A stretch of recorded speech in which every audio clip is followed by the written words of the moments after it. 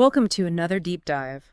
Today we're going to be exploring Psalms chapters 1 through 5. Really rich section of the Bible. Yeah, a section that's been offering guidance for a really long time. Thousands of years. Yeah, thousands of years.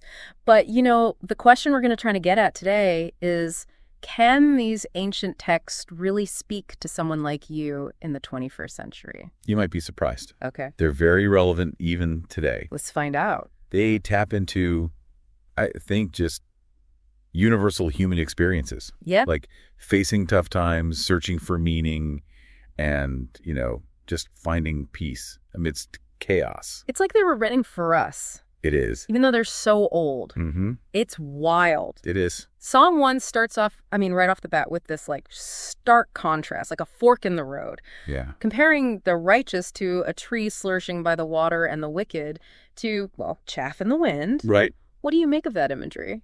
I don't think it's just, pretty poetry. I think Psalm 1 really is suggesting that real happiness is not about chasing fleeting pleasures. Mm-hmm. It's about grounding yourself in something deeper, Okay. in those values that nourish you. Think of it this way. The tree planted by the water, that's you when you're connected to a source of strength, Right. something that sustains you even when life gets stormy. Yeah, it makes you think about what those waters are in your own life. Right. What keeps you grounded and what are the winds that threaten to kind of knock you off course? Exactly. And I think that's where the wisdom of these Psalms comes in. They offer guidance for navigating those very questions. Okay. Now, Psalm 2 takes a little bit of a different turn. It's almost like a political thriller in some ways, with, nations rebelling against God's chosen king. Yeah, and it's interesting, this chosen king, we're talking about the anointed one. This concept kind of echoes throughout history in a lot of different ways. It does. Even linked to the idea of the Messiah in Jewish tradition. Right. This figure who embodies both spiritual and political authority. Precisely. And it's interesting to see how that concept plays out in Psalm 2. Even though, the nations rage and plot against this anointed king, ultimately God's power and plan prevail. Yeah. I find that incredibly comforting. Yeah. It's like this reminder that even when the world feels chaotic and out of control, Right. there's a bigger picture at play. Yeah, it's a message of hope and reassurance, Absolutely. especially when you're feeling overwhelmed by the uncertainties of life. Now, Psalm 3 takes us into a little bit more of a personal realm, I would say, a very raw and emotional cry for help from David, who's facing enemies and just feeling utterly vulnerable. It's almost like you can hear the desperation in his voice as he's pleading with God for protection. Yeah. But even in that moment of fear, he finds solace in this really powerful metaphor, God as his shield. That image of a shield is so striking. Yeah. It speaks to that universal human need for security and safety. Absolutely. Especially when we're facing difficult circumstances. Yeah. Back then, a shield wasn't just a symbolic object. It was a literal barrier Oh, yeah. between a warrior and danger. And here David is using that image to convey just how protected he feels in God's presence. Have you ever felt that way, like you needed that kind of protection? Absolutely. I think we all have those moments where we just feel vulnerable Right. and exposed. Yeah. And that's, I think, where faith can offer a real sense of refuge, a place of safety amidst the storms of life. Yeah, it makes you wonder, what are those shields that you rely on when you're feeling overwhelmed or threatened? Yeah, that's a powerful question for all of us to consider. For sure. What are those sources of strength and support that you turn to in times of need?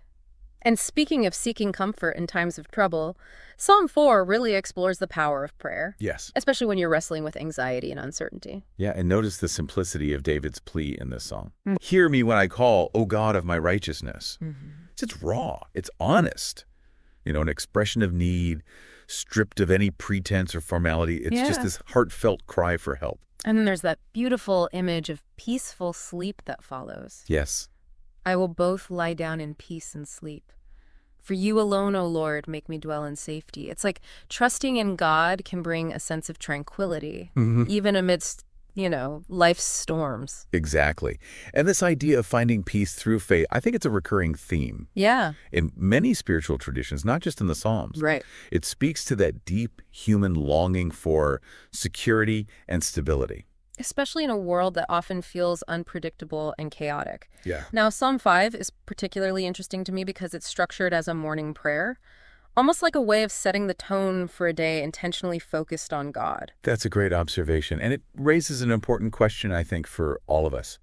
In our busy, technology-driven world, how can we cultivate that same sense of purpose and alignment with something greater than ourselves? It's definitely a challenge. It is. But Psalm 5 offers a framework for starting the day with intention, Yeah. aligning your thoughts and actions with a higher purpose. And it concludes with this beautiful promise in verse 12.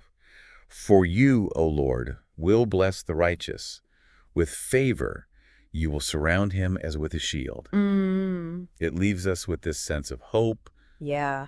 encouragement. Encouragement knowing that we're not alone in our journey. Yes. That's a really powerful image to carry with you throughout the day. Absolutely. And it's a great place for us to pause as we delve deeper into the nuances of these psalms. Stay tuned. Stay tuned for more fascinating insights. You know, one thing that strikes me about these Psalms is this interesting blend of personal reflection and this sense of the divine. Like they're grappling with their own human struggles Yeah. while simultaneously acknowledging this higher power at work. What are your thoughts on that? It's almost as if they're having this intimate conversation with God, but they're also inviting us into that conversation Yes. thousands of years later. Thousands of years later. It's incredible. It really is. And that's, I think, what makes these texts so relatable. Right. You know, they tap into those universal human emotions Yeah. of fear, doubt, longing, hope. And it's comforting to know we're not alone Yeah. in those feelings, that even people of great faith grappled with similar challenges. Absolutely. And they found strength and solace in turning to a higher power. But it's not just blind faith, is it? Right. There's this element of actively engaging, making conscious choices that are aligned with, one's values. Remember the tree planted by the water from Psalm 1? Yes. It seems to suggest that faith requires nurturing. You can't just plant a seed and expect it to thrive on its own. Right. You need to water it, protect it, create the right conditions for growth. Right. Faith, I think, is similar. It requires nourishment. Right. We need to actively cultivate our connection to something greater than ourselves, whether that's through prayer or meditation or acts of service or even just connecting with nature. I love that analogy. Yeah. It makes so much sense. It does. It's also interesting how these psalms touch on the theme of leadership. Yes. Psalm 2, with God's anointed king, suggests that true leadership should be aligned with a higher purpose. That's a great observation. Yeah. And it challenges us, I think, to reflect on what constitutes true leadership. Right. Not just in politics, but, in our own lives, in our communities, in our workplaces. Yeah. Are we leading with integrity? Are our actions guided by a sense of service, justice? It's a high standard to meet, for sure. Feels a bit daunting at times.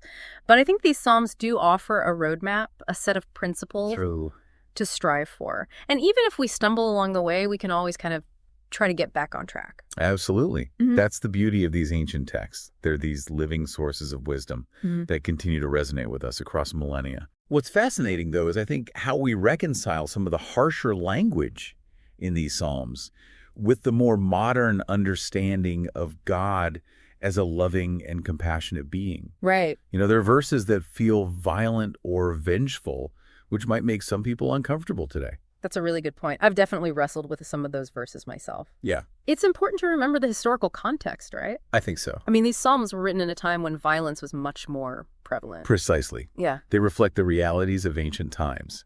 It's not necessarily about endorsing those actions, Right. but more about expressing, I think, the raw emotions Right. of that period. And we also have to consider how these texts have been interpreted. Throughout history, different faith traditions and individual readers may find different meanings within these verses. It all comes back to that idea of personal engagement with the text. It does. It's not about passively accepting, a single interpretation. It's about wrestling with the ideas. Yeah. Questioning and finding meaning that resonates Absolutely. with your own experiences. And that's what makes these ancient texts so enduringly relevant. Yeah. They invite us into a dialogue, a conversation that spans centuries and continues to shape our understanding of faith, purpose, the human condition. It's pretty incredible when you think about it. It really is. We've covered a lot of ground. From the imagery of the righteous tree to the power of prayer in times of distress, we've explored leadership, choice, the comfort found in faith. But there's one detail in Psalm 5 that's been on my mind. It describes the song as a morning prayer. What about an evening prayer? What might that look like based on everything we've discussed? That's a great question, and a perfect transition as we wrap up our exploration of Psalms 1 through 5. Well, if the morning is about like setting intentions and connecting with that higher purpose, maybe the evening is for taking stock, like acknowledging maybe where you fell short during the day Yeah, and releasing those burdens releasing them. to a higher power. That's a beautiful thought. It's like letting go of the day's anxieties Yeah. and finding peace in the knowledge that you're held and supported, even in your imperfections. Yeah. And it circles back to that theme I think we've been talking about this whole time, which is finding comfort in faith and trusting that even when things feel really chaotic, there's a bigger plan unfolding. Right. Even if we don't always understand it, it's comforting to know we're not alone. Absolutely. It's a powerful message. And it really highlights how these ancient psalms, written thousands of years ago, still offer guidance for navigating the complexities of modern life. It's amazing, isn't it? The world has changed so much, but these fundamental human needs, connection, meaning, purpose, love, hope, Timeless. they're timeless. They are. So as we wrap up our deep dive into Psalms 1 through 5, what are some key takeaways that you hope our listeners will carry with them? Well, I would encourage you to think about those waters that nourish you, those things that keep you grounded and strong. What are the winds that threaten to knock you off course? Where do you find refuge when life gets tough? And how can you cultivate a deeper sense of purpose, aligning yourself with something greater, not just at the start of each day, but at the end as well? Those are really powerful questions. And as you continue on your journey, remember the words of the psalmist. For you, O Lord, will bless the righteous. With favor, you will surround him as with a shield. May you find strength, peace, and guidance in these ancient words, and may they inspire you to live a life filled with purpose and meaning. Until next time, keep seeking, keep exploring, and keep diving deep. And may you always find something amazing along the way. Thanks for joining us on the